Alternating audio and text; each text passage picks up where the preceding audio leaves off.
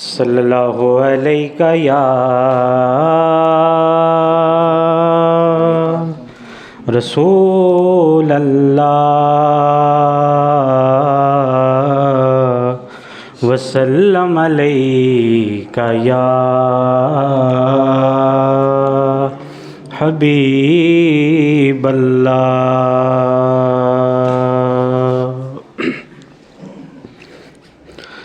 ہو کرم سرکار اب تو ہو گئے غم بے شمار، ہو کرم سرکار اب تو ہو گئے غم بے شمار، ہو کرم سرکار اب تو ہو گئے غم بے شمار، ہو کرم سرکار اب تو ہو گئے غم بے شمار، جان و دل تم پر فدا اے دو جہاں کے تاجدار، جان و دل تم پر فدا اے دو جہاں کے تاجدار۔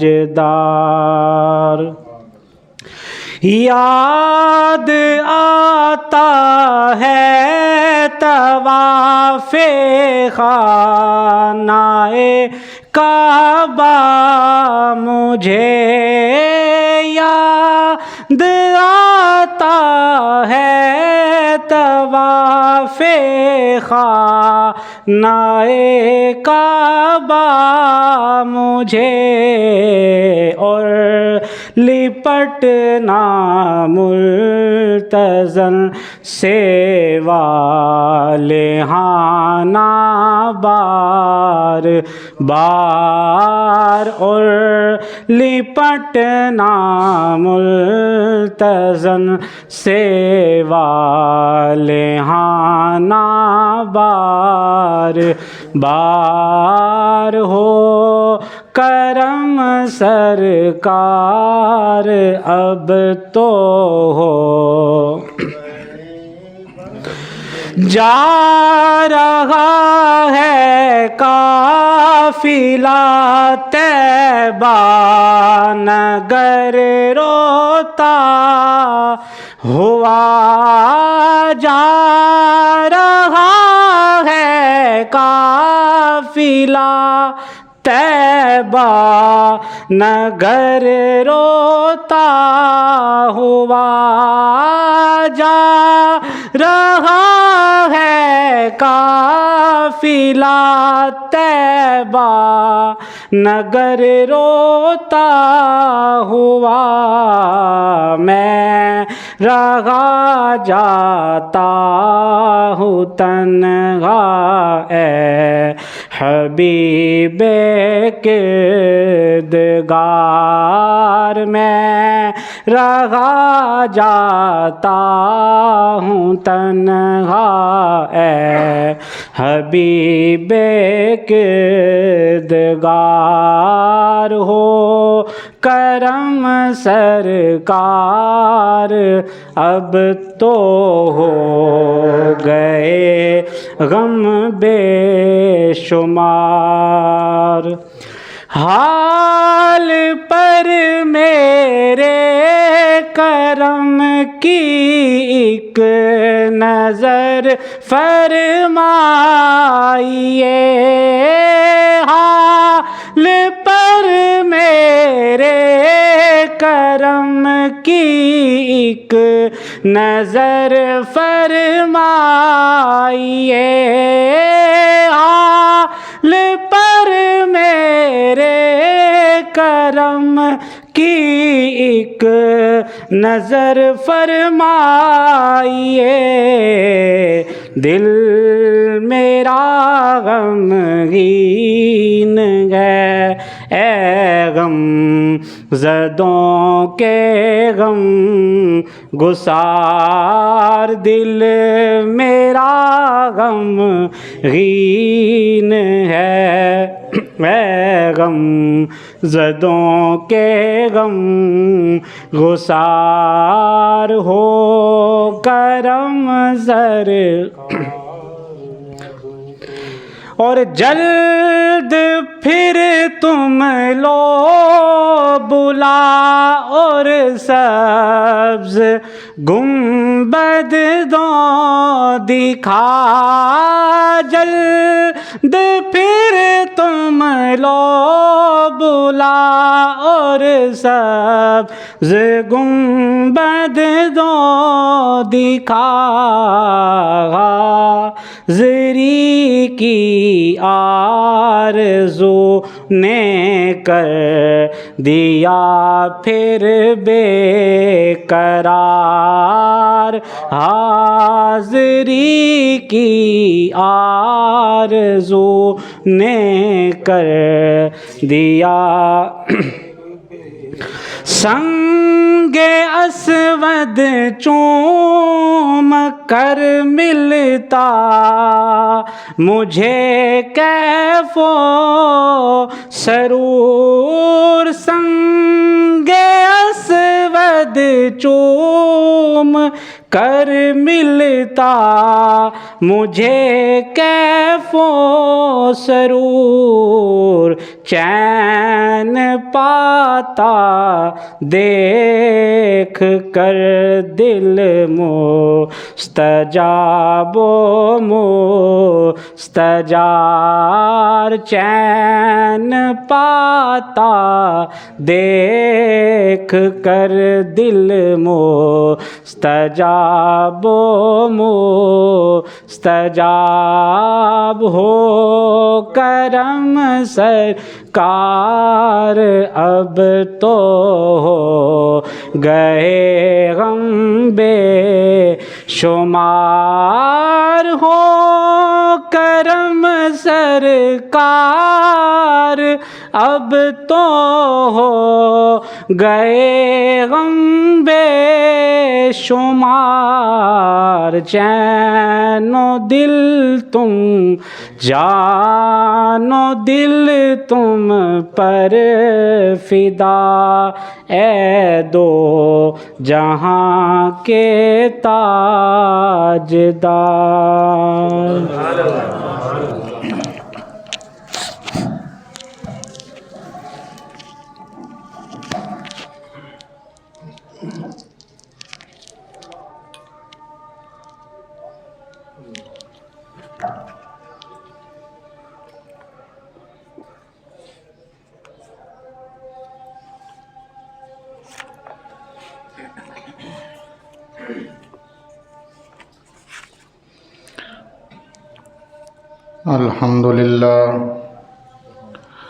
الحمد لله رب العالمين والعاقبة للمتقين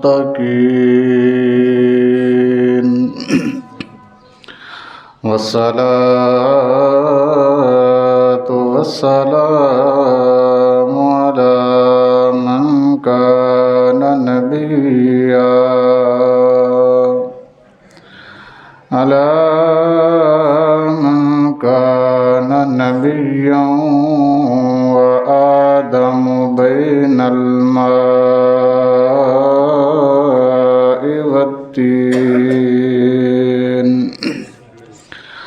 أما بعد فأعوذ بالله من الشيطان الرجيم بسم الله الرحمن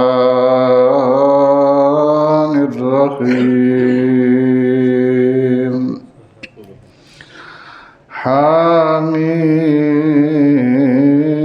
حاميم والكتاب المبين إنا أنزلناه في ليلة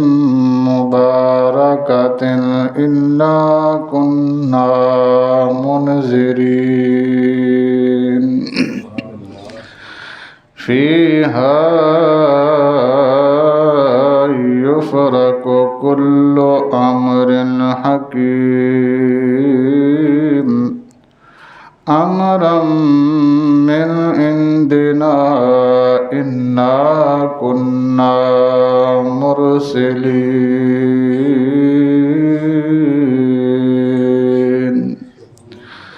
آمنت بالله صدق الله مولانا العظيم وصدق رسوله النبي الكريم الأمين ونحن على ذلك لمن الشاهدين والشاكرين والحمد لله رب العالمين إن الله وملائكته يصلون على النبي يا أيها الذين آمنوا صلوا عليه وسلموا تسليما الصلاة والسلام عليك يا سيدي يا رسول الله وعلى آلك وأصحابك يا سيدي يا حبيب الله الصلاة والسلام عليك يا سيدي يا رحمة للعالمين وعلى آلك وأصحابك يا سيدي يا خاتم النبيين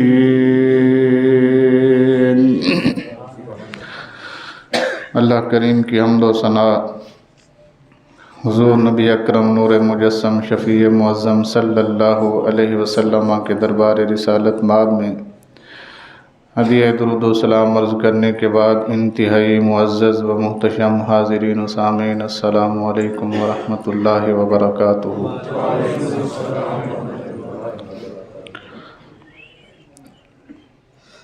آپ جانتے ہیں کہ پچھلے جمعۃ المبارک کو جو بات میں کر رہا تھا وہ مکمل نہیں ہو پائی تھی وقت کی قلت کی وجہ سے، اور میں نے آپ کو کہا تھا کہ انشاءاللہ العزیز میری بات جاری رہے گی، مگر ایک جمعۃ المبارک کے لیے میں اس کو مؤخر کر رہا ہوں۔ جہاں سے میں نے پچھلے جمعہ بات چھوڑی تھی وہاں سے انشاءاللہ اگلے جمعے سٹارٹ کروں گا۔ آپ تمامی احباب یہ جانتے ہیں کہ شعبان المعظم کی آج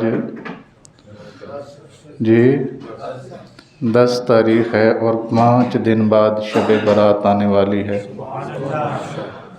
اس وجہ سے آج میں اس کے اوپر تھوڑی بات کرنا چاہتا ہوں،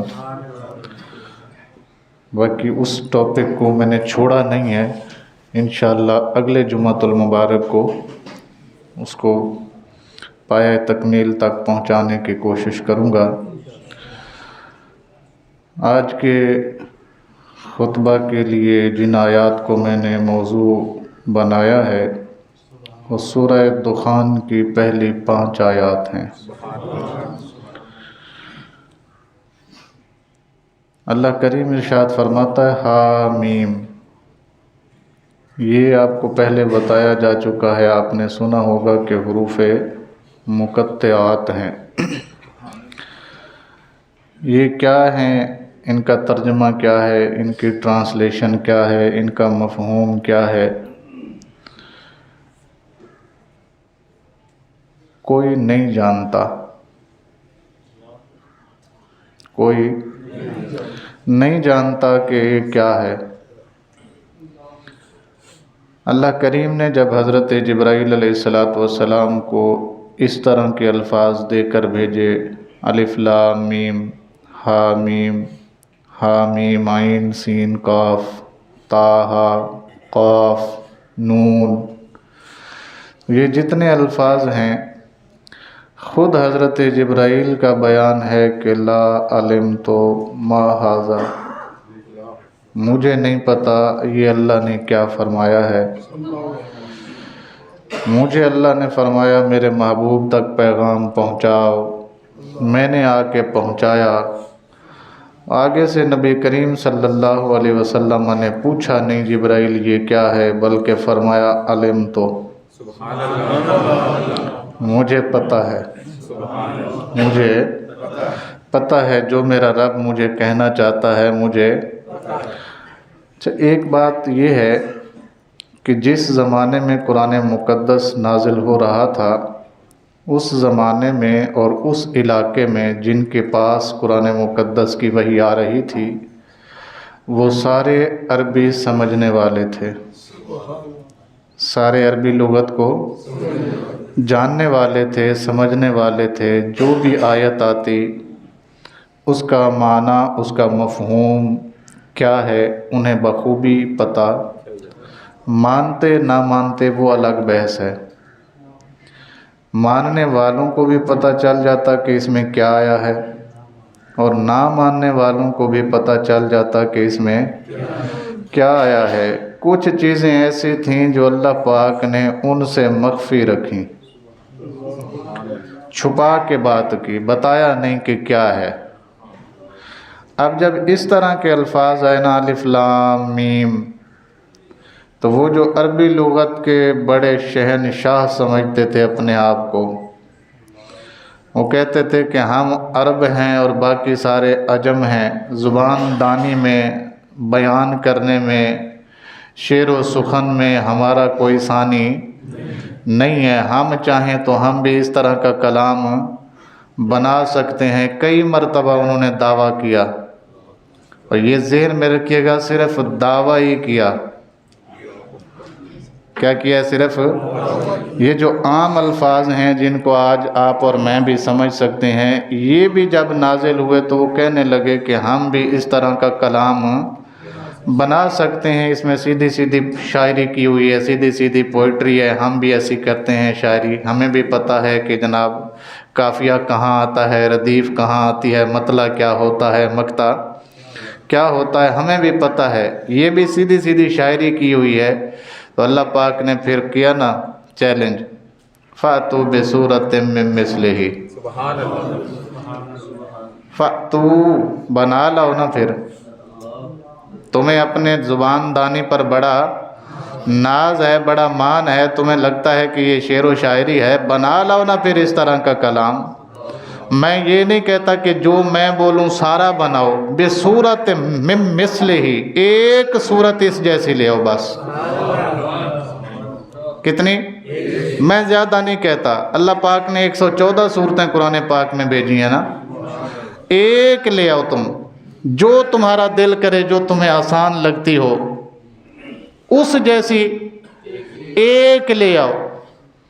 वदू शुहदाकुम मिन दुनिल्लाह, अल्लाह के अलावा पूरी कायनात में जहाँ से जो बंदा मंगवाना चाहो मंगवा लो। एक साइड पे अल्लाह है, एक साइड पे तुम पूरी कायनात ले लो। जिस दानिश्वर को तुम बुलाना चाहते हो, जिस मुफक्किर को, जिस मुदब्बिर को, जिस ज़ुबान दान को बुलाना चाहते हो बुला लाओ। वदू शुहदाकुम मिन दुनिल्लाह, अल्लाह को छोड़कर बाकी जिसको मर्जी ले आओ।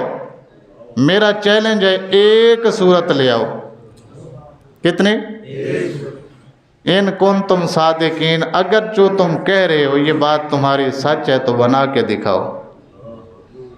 फ़इल्लम तफ़अलू वलन तफ़अलू, तुम नहीं बना सकोगे और हरगिज़ नहीं बना सकोगे। पहले कहा तुम नहीं बना सकोगे, फिर फरमाया तुम हरगिज़ नहीं बना सकोगे। अल्लाह अकबर, ये अल्लाह पाक का चैलेंज है और आज तक मौजूद है। ये सिर्फ उनके लिए नहीं था, आज तक मौजूद है और आज से क़यामत तक के लिए हर एक के लिए मौजूद है। बनाओ, एक बना लाओ। تو بھائی جب وہ سارے دیکھنے لگے کہ ٹھیک ہے اس کا ترجمہ ہم کر دیں گے، اس طرح کا وزن بھی ہم لے آئیں گے، لیکن یہ جو ہا میم کا ہے اس کا کیا کریں گے؟ یہ جو الف لام میم آیا اس کا کیا کریں گے؟ یہ جو اس طرح کے الفاظ آئے ہیں یہ تو پتہ ہی نہیں ہے کہ یہ ہے کیا۔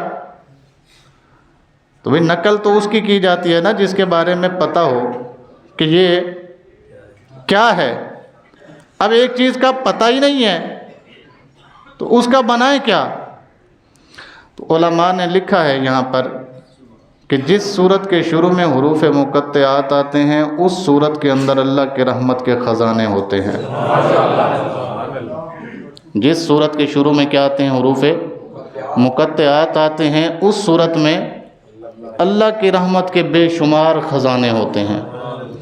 اور رسول اللہ صلی اللہ علیہ وسلم نے بھی صحابہ کو بتایا نہیں کہ اللہ مجھے یہاں کیا کہہ رہا ہے۔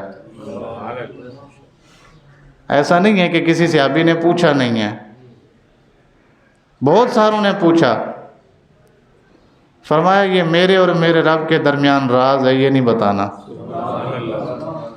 یہ میرے اور میرے رب کے درمیان کیا ہے؟ راز ہے، یہ بتانا ہوتا تو اللہ جبرائیل کو بتا دیتا۔ جب وہ کہہ گیا ہے کہ لا علمت ما ھذا، مجھے نہیں پتہ یہ کیا ہے، بس اللہ کو پتہ ہے اور مجھے پتہ ہے، آگے بتانے کا حکم نہیں ہے اس لیے بتاؤں گا نہیں۔ ہاں ایک بات ضرور ہے، تمہیں پتہ ہو کہ نہ پتہ ہو، پڑھ لینا تمہارا کام ہے، اللہ کا رحمتیں برسا دینا اور میرے رب کا کام ہے۔ پڑھنا تمہارا کام ہے، تمہیں پتہ ہو اس کے اندر کیا ہے یا نہ پتہ ہو، ان کی تلاوت کر لینا، یہی تمہارے لیے کیا ہے؟ کافی ہے، اللہ کی رحمتیں اور برکتیں تمہیں میسر آ جائیں گی۔ میں عرض کر رہا تھا کہ بہت سارے لوگوں نے اس کا ترجمہ کیا بھی ہے اور بہت سارے لوگوں نے اس کا ترجمہ نہیں کیا۔ ترجمہ نہیں ہو سکتا اس کے بارے میں تشریحات کی ہیں، اس کا مطلب یہ بھی ہو سکتا ہے، اس کا مطلب یہ بھی ہو سکتا ہے، اٹکل پچو جس کو کہتے ہیں ہم۔ کیونکہ قرآن پاک کی تفسیر میں نے آپ کو پیچھے کہیں بتایا تھا کہ جو معتبر تفسیر ہے وہ کون سی ہے؟ تفسیر القرآن بالقرآن، قرآن کی تفسیر قرآن کے ساتھ کرنا، یعنی ایک آیت کا معنی ایک جگہ پہ ہمیں سمجھ نہیں آ رہا تو دوسری جگہ پہ اس آیت نے اپنا معنی خود ہی واضح کر دیا۔ اس کی مثال میں نے آپ کو دی تھی کہ صراط الذین انعمت علیہم، اے اللہ ہمیں ان لوگوں کا راستہ عطا فرما جن پر تو نے انعام کیا۔ اب یہ ایک ایسی بات تھی کہ ان لوگوں کا کیسے پتہ چلایا جائے کن پر انعام ہوا، یہ بات سمجھنے والی ہے نا۔ اللہ تو کہہ رہا ہے کہ یہ مانگو کہ ان لوگوں کا راستہ ہمیں دکھا جن پر تو نے انعام کیا، پر ہمیں بھی تو پتہ ہونا چاہیے کہ کن لوگوں پر انعام ہوا، کن لوگوں کی زندگی اچھی تھی ان پر انعام ہوا اور ہماری زندگی بھی ان کے تابع ہو تاکہ ہم پر بھی انعام ہو، کیسے پتہ چلے گا؟ تو قرآن مقدس کی سورہ نساء کے اندر اللہ نے خود بیان فرما دیا، اولئک الذین انعم اللہ علیہم من النبیین والصدیقین والشہداء والصالحین وحسن اولئک رفیقا۔ صراط الذین انعمت علیہم، کن لوگوں پر انعام ہوا پتہ نہیں تھا۔ سورہ نساء جب ہم نے پڑھی تو اللہ فرماتا ہے یہی وہ لوگ ہیں جن پر ہمارا انعام ہوا۔ کون کون سے؟ النبیین والصدیقین والشہداء والصالحین، جن پر انعام ہوا ان میں سے انبیاء ہیں، ان میں سے صدیقین ہیں، ان میں سے شہداء ہیں اور ان میں سے صالحین ہیں، ان پر ہمارا انعام ہوا۔ تو تمہاری زندگی بھی اگر ان جیسی ہوگی، تمہاری زندگی بھی اگر ان جیسی ہوگی، جو کام یہ کرتے رہے تم بھی اگر وہی کرتے رہو گے تو ان پر بھی انعام ہو گیا، تم پر بھی انعام ہو جائے گا، ان پر بھی انعام ہو گیا، تم پر بھی انعام ہو جائے گا۔ اللہ اکبر۔ والکتاب المبین، کیا عرض کر رہا تھا میں کہ بہت سارے لوگوں نے اس کا ترجمہ کیا بھی اور بہت سارے لوگوں نے اس کا ترجمہ نہیں بھی کیا۔ جنہوں نے کیا ہے انہوں نے جو کچھ اپنے ذہن میں آتا تھا بولنے کے بعد کہا یہ ہمارے ذہن کی اختراع ہے، حقیقت کیا ہے اللہ و رسولہ عالم۔ حقیقت کیا ہے یہ اللہ جانے یا اللہ کا رسول جانے. اور جنہوں نے نہیں کیا انہوں نے ڈائریکٹ اتنا بول دیا اللہ و رسولہ عالم. جنہوں نے نہیں کیا انہوں نے صرف کیا بولا اللہ و رسولہ عالم، اللہ جانے یا اللہ کا رسول جانے. یہ ڈائریکٹ اتنا صحیح کیا ہے. کسی بھی ترجمہ کرنے والے کو آپ دیکھیں گے تو وہاں پہ ترجمہ یہی لکھا ہوگا، یا تو ہا میم لکھا ہوگا نیچے بھی، الف لام میم کا نیچے کیا لکھا ہوگا الف لام میم لکھا ہوگا، کاف کا نیچے کاف لکھا ہوگا، کاف ہا یا عین صاد کے نیچے بھی وہی لفظ لکھے ہوں گے، یا یہ نہیں ہوگا تو وہاں لکھا ہوگا اللہ و رسولہ عالم، اللہ جانے یا اللہ کا رسول جانے. والکتاب المبین، اور یہ روشن کتاب ہے، انا انزلناہ، جسے ہم نے نازل کیا، فی لیلۃ مبارکۃ، برکت والی رات میں. کون سی رات میں؟ برکت والی رات میں. اس جگہ پہ علماء فرماتے ہیں برکت سے مراد یہ ہے لیلۃ نصف شعبان، وہ شعبان کی 15ویں رات ہے. کون سی رات ہے؟ شعبان المعظم کی 15ویں رات ہے، جسے اللہ فرماتا ہے ہم نے اسے برکت والی رات میں. اچھا، قرآن مقدس 2 مرتبہ نازل ہوا. کتنے مرتبہ؟ 2 مرتبہ. پہلی مرتبہ اللہ کے ہاں سے آسمان دنیا پر آیا، پھر وہاں سے حسب ضرورت جبرائیل علیہ السلام آیات نبی کریم صلی اللہ علیہ وسلم تک لاتے رہے. تو یہ جو اللہ فرماتا ہے نا کہ ہم نے اسے برکت والی رات میں نازل کیا، یہ پہلے نزول کی بات ہے کہ پہلے سارا قرآن مقدس جتنا بھی تھا سارے کا سارا آسمان دنیا پر اتار دیا گیا. پھر حسب ضرورت 23 سال کچھ مہینے اور کچھ دن حضرت جبرائیل حسب ضرورت آیات لاتے رہے اور نبی پاک کو سکھاتے رہے. آپ صلی اللہ علیہ وسلم ان کو یاد فرماتے رہے، لکھواتے رہے، اور آگے صحابہ کو بھی یاد کرنے کی تلقین فرماتے رہے. تو یہ لیلۃ مبارکۃ، برکت والی رات. کون سی رات ہے جی؟ برکت والی رات ہے. یہاں سے ایک بات تو پتہ چلی کہ 15 شعبان کی رات با برکت رات ہے. 15 شعبان کی رات با برکت رات ہے. انا کننا منذرین، بے شک ہم ڈر بھی سناتے ہیں، ہم ڈر بھی سناتے ہیں. فیہا یفرقو، یہ ایک ایسی رات ہے، یفرقو فرق کر دیا جاتا ہے، لکھ دیا جاتا ہے، معین کر دیا جاتا ہے. کل امر حکیم، ہر حکمت والا کام. اس رات میں ہر حکمت والا کام لکھ دیا جاتا ہے. امرا من عندنا، یا اللہ کون کون سے لکھے جاتے ہیں؟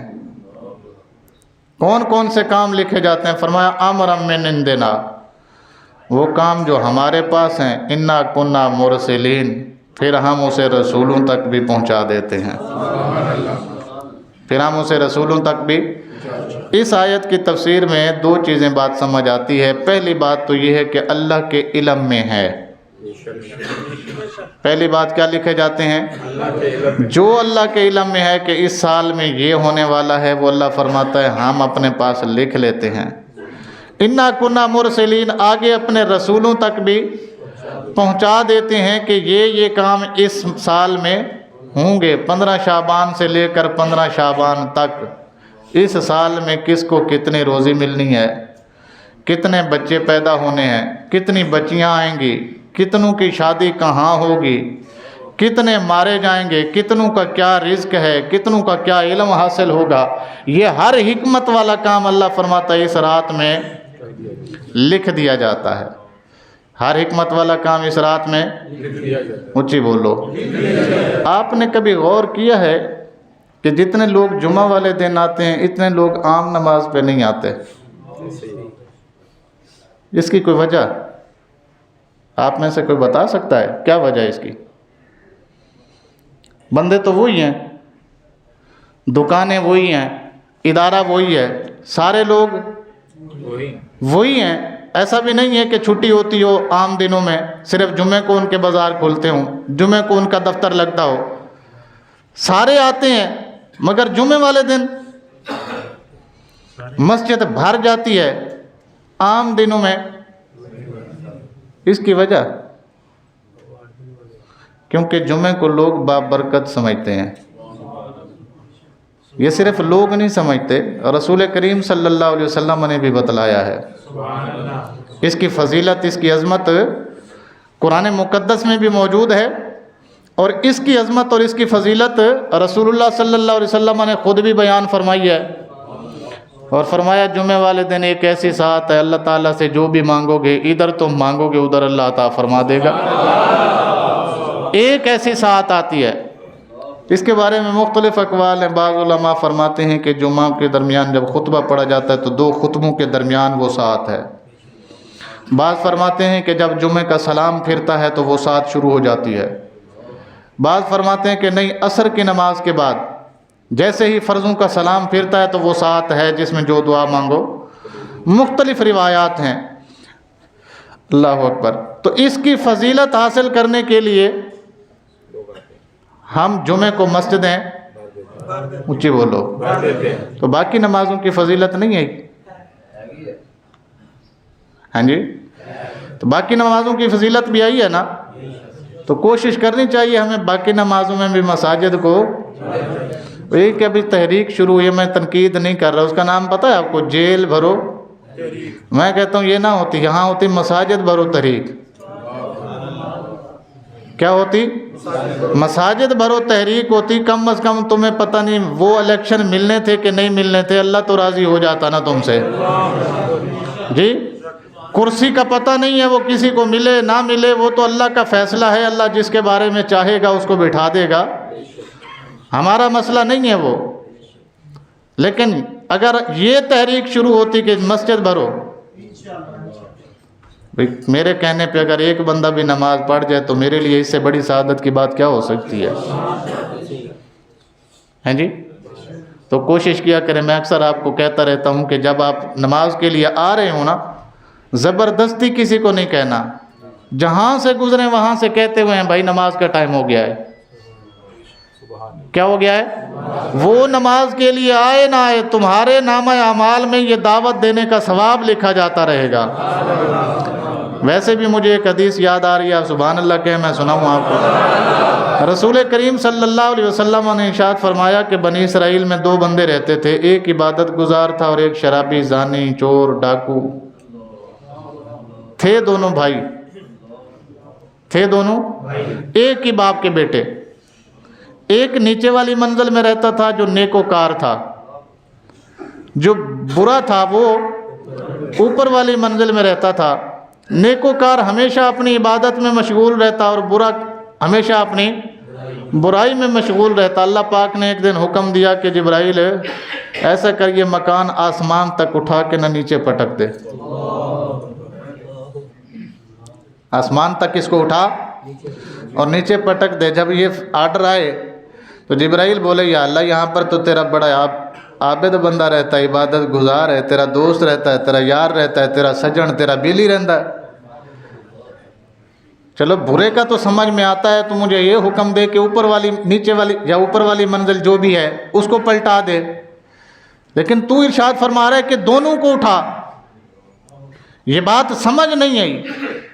ایک وہ بندہ اس میں رہ رہا ہے جس نے کبھی سجدے سے سر اٹھایا نہیں، جس نے کوئی لمحہ تیری عبادت سے خالی چھوڑا نہیں ہے، وہ بندہ بھی اس میں شامل ہے، اور تو کہہ رہا ہے پوری بلڈنگ الٹا دے. فرمایا جبرائیل اس لیے کہہ رہا ہوں کہ یہ خود عبادت کرتا ہے، اوپر والے کو کبھی سکھاتا نہیں ہے. گل سمجھ آئی؟ یہ خود تو کرتا ہے، اوپر والے کو کبھی اس نے یہ بھی نہیں کہا کہ بھائی چوری کرنے نہ جا، آج آ میرے ساتھ نماز پڑھ لے. بھائی چوری سے توبہ کر لے، شراب سے توبہ کر لے، زنا سے توبہ کر لے، ڈاکے مارنے سے. اس نے کبھی دعوت نہیں دی. اس کا قصور یہ ہے. اس کا قصور کیا ہے؟ اس نے کبھی اونچی بولو، اس نے کبھی. میں ایک بات اور کرنا چاہتا ہوں. بنی اسرائیل کے انبیاء کے لیے لازم تھا دعوت دینا، بندوں کے لیے لازم نہیں تھا. بات سمجھیے آپ کو کیا کہا ہے میں نے؟ بنی اسرائیل کے انبیاء کے لیے لازم تھا کہ وہ لوگوں کو دعوت دیں اور اللہ کی طرف بلائیں. بندوں پر لازم نہیں تھا، یہ بات ذہن میں رکھیے گا، بندوں پر لازم، لیکن ہم جو اپنے نبی کی امتیاں ہیں نا، ہم پر یہ بھی لازم ہے کہ ہم نیکی بھی کریں اور نیکی کروائیں بھی صحیح۔ یہ بات ذہن میں رکھیے گا، ہم پر یہ کیسے؟ قرآن پڑھو جی، یہ قرآن پاک میرے سامنے میں نے آج اس لیے رکھا ہے تاکہ آپ کو یقین ہو سکے کہ ہم کر کیا رہے ہیں اور ہماری ذمہ داریاں کیا ہیں۔ اللہ اکبر کبیرہ والحمد للہ حمدن کثیرا طیبا مبارکا فیہ۔ اللہ تعالیٰ ارشاد فرماتا ہے کنتم خیر امتن، کنتم، تمہیں ہم نے بہترین امت کا تاج پہنا دیا ہے۔ اے میرے حبیب کی امت، تمہیں بہترین امت کا تاج پہنا دیا ہے ہم نے۔ اچھا جی، اخرجت للناس، تمہیں ہم نے ایسے لوگوں میں سے نکالا ہے جن کے سروں پر بھی ہم نے نبوت کا تاج پہنایا ہے جی، ایسے لوگوں سے ہم نے نکالا ہے۔ پھر کیا کریں مالک ہم؟ فرمایا تأمرون بالمعروف، نیک کام کا حکم دیتے رہو، نیک کام کا، وتنہون عن المنکر، برے کام سے روکتے رہو، نیک کام کا حکم دیتے رہو، برے کام سے، اونچی بولو، نیک کام کا حکم دیتے رہو، برے کام سے، یہ کیا ہے ہماری؟ ہاں، نماز پڑھنے کے لیے جب چلے نا اپنی دکان سے، اپنے مکان سے، اپنے دفتر سے، اپنے آفس سے، کہیں سے بھی آ رہے ہیں گھر سے، تو راستے میں جو بھی ملے اسے اتنا ضرور کہیں بھائی نماز کا ٹائم ہو گیا ہے بھائی۔ اور یہاں معاملہ الٹا ہے، یہاں معاملہ، وہ وجہ یہ کہ ہم قرآن کو سمجھ نہیں پا رہے، صحیح معنوں میں ہم قرآن کو نہیں سمجھ پا رہے۔ یہاں معاملہ کیا ہے؟ ایک بندہ نماز پہ نہیں آیا، اس سے پوچھا جا خیر ہے نہیں آئے، بڑا معقول جواب ہے جی، کسٹمر آیا ہوا سی۔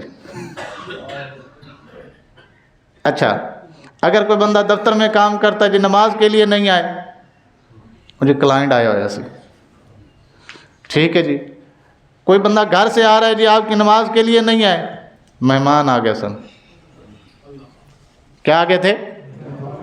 تو میرا سوال ہے ایک چھوٹا سا، ویسے میں تنقید نہیں کر رہا، میں سمجھانے کی کوشش کر رہا ہوں، اللہ کرے کہ آپ کو سمجھ ہے، آپ کو نہیں صرف مجھے بھی ساتھ سمجھ آ جائے۔ یہ جو کلائنٹ ہے، یہ جو کسٹمر ہے، یہ جو مہمان ہے، یہ مسلمان کے گھر میں آیا ہے تو ظاہری بات ہے کوئی مسلمان ہی ہوگا نا۔ یہ جو مسلمان کے گھر میں، مسلمان کے دفتر میں، مسلمان کی دکان پر آیا تو کون ہوگا؟ یقیناً مسلمان ہوگا نا۔ ہو بھی سکتا ہے کبھی کبھی نہیں بھی ہوتا مسلمان، غیر مسلم بھی آ سکتے ہیں، منع نہیں ہے۔ اگر یہ مسلمان ہے تو ظاہری بات ہے نماز تو اس پہ بھی فرض ہے، جو ہماری دکان پہ، جو ہمارے دفتر میں، جو ہمارے گھر میں آیا، نماز اس پر بھی۔ اگر مسافر ہے تو ظاہری بات ہے اس پر قصر فرض ہوگی، مسافر ہے تو کیا ہوگی؟ اگر وہ مقیم ہے تو اس کے اوپر مکمل نماز ہوگی، نماز تو معاف نہیں ہے نا۔ تو پھر اس کو یہ کہنے میں کیا حرج ہے کہ بھائی پہلے نماز پڑھ لیتے ہیں، بعد میں تیری بات سن لیں گے۔ اگر وہ کہتا ہے جی تسی پڑھ آؤ، میرے کپڑے خراب نے، حالانکہ میں مسئلہ تانوں دسیا سی، کپڑے خراب ہون، کپڑے نہ ملن، انہی کپڑوں کے ساتھ نماز، جو کپڑے خراب ہیں انہی کے ساتھ نماز ہو جاتی ہے۔ مجبوری ہو کسی بندے کی کہ ان کے پاس کپڑے اور نہیں ہیں، جو پہنے ہوئے ہیں وہ کیا ہیں؟ ناپاک ہیں، تو ایسے بندے کے لیے کیا حکم ہے؟ انہی کپڑوں کے ساتھ نماز ادا کر لے۔ کیوں؟ اس لیے کہ یہ معذور ہے اس وقت، اس لیے کہ اس وقت کیا ہے؟ معذور ہے، کپڑے اور اویلیبل نہیں ہیں، اور کپڑے آ نہیں سکتے، اور یہ وہاں تک جا نہیں سکتا، اس لیے اسے حکم یہ ہے کہ نماز پڑھ لے انہی کپڑوں کے ساتھ، انہی کپڑوں کے ساتھ نماز پڑھ لے۔ وجہ کہ نہیں پڑھی تو نماز کی ہو جانی؟ قضا ہو جانی۔ یہ نماز قضا ہو گئی تو پھر تینوں گناہ ہوئے گا، بعد میں ادا بھی کرنی پڑے گی اور اللہ سے توبہ بھی۔ تو اس لیے انہی کپڑوں کے ساتھ پڑھ لے، بعد میں صرف ایک ہی کام کرنا پڑے گا نا. اگر تجھے نہیں یقین آیا کہ نماز قبول ہوئی ہے کہ نہیں ہوئی تو دوبارہ لوٹا لے اس کو. قضا سے تو بچ جائے گا, گناہ سے تو بچ جائے گا. تو علماء نے یہ حکم دیا ہے کہ اگر کسی کے پاس کپڑے نہ ہوں, وقت نماز آ گیا, ایسے کپڑے نہیں میسر آ سکتے جن کے ساتھ نماز پڑھ سکے, اور یہ بھی وہاں تک نہیں جا سکتا جہاں کپڑے پڑے ہوئے ہیں, تو پھر کیا حکم ہے جی؟ ہاں جی, انہی کپڑوں کے ساتھ نماز پڑھ لے. اگر اس کو یقین نہ آئے اپنی نماز کی قبولیت کا تو بعد میں دوہرا لے. اسے کیا کہتے ہیں؟ اعادہ کر لے اس کا. وہ نماز قضا کی نیت نہیں کرے گا بعد میں, یہ بھی ذہن میں رہیے آپ. بعد میں جو نماز یہ گھر جا کے پڑھے گا قضا کی نیت نہیں کرے گا, بلکہ یہ کہے گا مالک وقت پر میں نے پڑھ تو لی تھی لیکن دل مطمئن نہیں ہے کپڑوں کی وجہ سے, تو اطمینان قلب کے لیے میں نماز دوبارہ ادا کر رہا ہوں. اب اس کے کھاتے میں قضا نہیں لکھی جائے گی, اس کے کھاتے میں گناہ نہیں لکھا جائے گا. بہرحال تو میں آج جو بات آپ کو سمجھانا چاہتا تھا کہ شب برات والے دن بھی اسی طرح مسجدیں بھر جاتی ہیں. بھرتی ہیں کہ نہیں بھرتی؟ بھر جاتی ہیں نا. ہونا بھی چاہیے, ہر رات بھر جانی چاہیے, ہم تو یہ دعا کرتے ہیں. لیکن اگر کسی رات بھر جاتی ہے تو ہم اس کو بھی ویلکم کرتے ہیں, فتویٰ نہیں دیتے اس کے اوپر. ہم اس کے اوپر بھی فتویٰ نہیں دیتے, ہم اس کا بھی استقبال کرتے ہیں کہ سبحان اللہ, ابھی بھی ایسے لوگ ہیں جو کوئی رات تو چلو مسجد بھر دیتے ہیں نا, لیکن مسجد بھرنے سے پہلے کچھ کام ایسے ہیں جو کرنے پڑیں گے ہمیں. کیوں؟ اس لیے کہ یہ جو اس رات میں مسجد بھرنا ہے, اس کو زیادہ سے زیادہ آپ کیا کہہ سکتے ہیں؟ نفل. زیادہ سے زیادہ کیا کہہ سکتے ہیں؟ نفل. اور نفل اس بندے کے قبول نہیں ہوتے جس نے فرض نہ ادا کیا ہو. بات سمجھ آ گئی؟ اس بندے کے نفل قبول نہیں ہوتے جس نے فرض ادا, وہ فرض چاہے اولاد کی رخصتی کی صورت میں ہو, وہ فرض چاہے نماز قضا کی صورت میں ہو, وہ فرض چاہے روزہ چھوڑنے کی صورت میں ہو, وہ فرض چاہے زکوٰۃ نہ دینے کی وجہ سے ہو, وہ فرض چاہے حج فرض ہونے کے باوجود نہ کرنے کی صورت میں ہو. کسی صورت میں کوئی چیز اس کے اوپر فرض ہے تو پہلے فرض ادا کرے, اس کے بعد.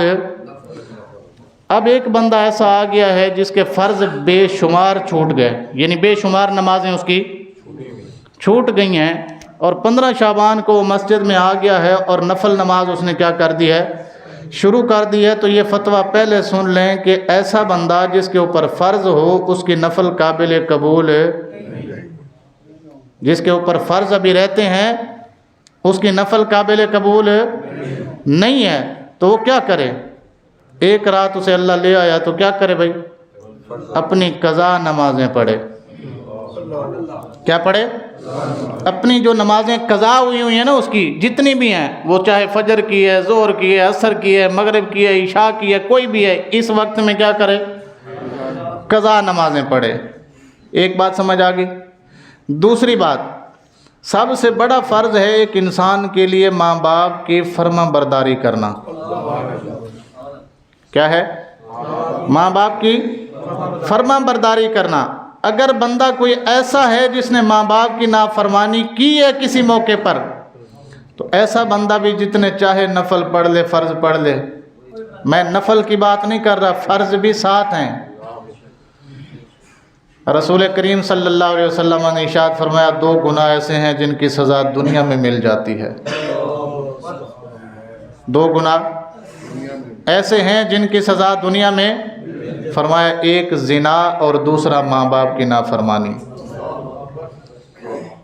ان 2 گناہوں کی سزا تب تک بندہ مر نہیں سکتا جب تک ان کی سزا پوری نہ کر لے دنیا میں.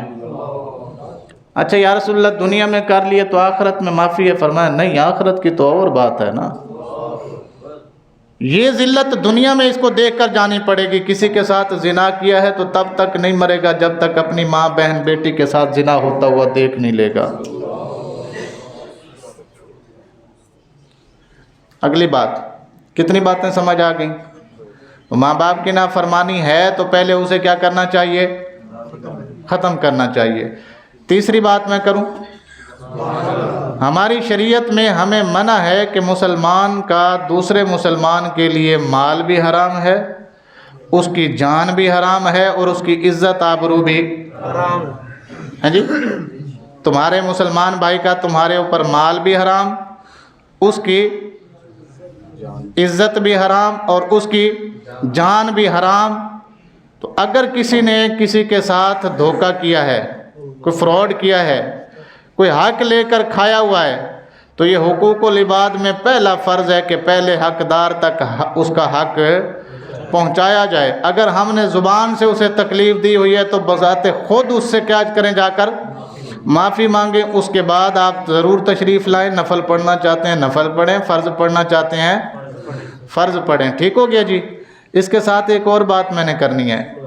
आजकल ज़माना है मोबाइल फ़ोन का, जितनी आपको मिलेंगे अभी लिस्ट में जितने नंबर हैं, हर एक का मैसेज आपको मुयस्सर होगा जी। साल पूरे में मैंने कोई गलती की हो तो मुझे, ये माफ़ी मांगने के लिए मैसेज नहीं होता। जहाँ तक इस मैसेज को मैं समझ चुका हूँ, ये मैसेज माफ़ी मांगने के लिए नहीं होता। ये मैसेज होता है सतही तौर पर।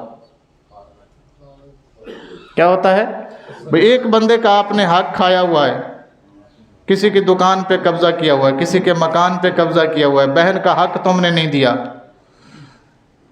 उसको अगर एक मैसेज कर देते हो, जनाब बहन जी मैं तुमसे माफ़ी मांगता हूँ, मेरे से पूरा साल में जो कुछ हुआ मुझे अल्लाह की रज़ा के लिए, तो बहन नहीं कहेगी पुत्र पहले मेरी दुकान दे, पहले मेरा। माफ़ी का तरीका भी यही लिखा है ना उलमा ने कि अगर आपने हुकूकुल इबाद में किसी से माफ़ी मांगनी है तो जो चीज़ उसकी खाई है या जो उसका नुकसान किया है या जो उसके साथ बदतमीज़ी की है, पहले उसका इज़ाला करो, उसके बाद क्या करो, माफ़ी मांगो। तो इज़ाला पहले होगा, माफ़ी बाद में होगी। तो ये जो सतही तौर पे आपकी पूरी कॉन्टैक्ट लिस्ट में जितने नंबर होते हैं, इसके ऊपर मैसेज करने से आप अपनी ज़िंदगी को बैठकर समझें। आपको पता चलेगा कि फ़लाँ बंदे का मैंने दिल दुखाया है, फ़लाँ बंदे के साथ मेरी ऊंच नीच हो गई है, फ़लाँ बंदे के साथ मेरे मामलात हैं। तो आप उन्हीं के पास चल के क्यों नहीं जाते?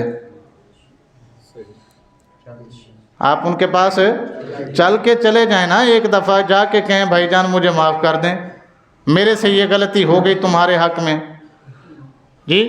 रसूल करीम सल्लल्लाहु अलैहि वसल्लम ने फरमाया, लोगों आज माफ़ी मांग लो जिससे मांगनी है। आज माफ़ी मांगना आसान है, रब के सामने जिस दिन तुम खड़े हो जाओगे उस दिन माफ़ी का मांगना बहुत मुश्किल है। सहाबा ने पूछा, या रसूलल्लाह रब करीम नहीं है, रब रहीम नहीं है, रब गफूर नहीं है? फरमाया सारा कुछ है, पर उसने बंदों का मामला उस दिन बंदे के लिए छोड़ दिया है।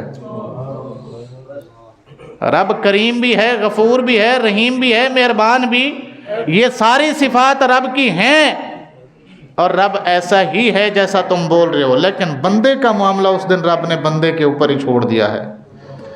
तब तक रब भी नहीं कहेगा कि मैंने माफ़ किया जब तक कि बंदा, उस दिन माफ़ी होगी फिर किस में, नेकियों और गुनाहों में।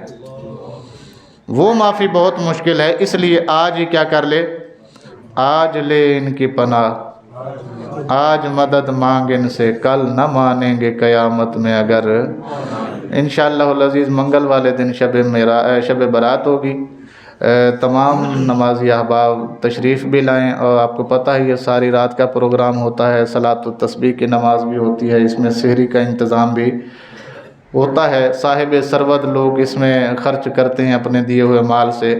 मैं आज भी इंतज़ामिया की तरफ से ये ऐलान है कि जो दोस्त सहरी के मामलात में बिलखुसूस ताउन करना चाहते हैं वो ज़रूर इंतज़ामिया से रब्ता करें। अल्लाह ताला से दुआ है कि अल्लाह ताला हम सबको अपने और अपने महबूब अलैहिस्सलातु वस्सलाम के फ़रमान के मुताबिक ज़िंदगी गुजारने वाला बना।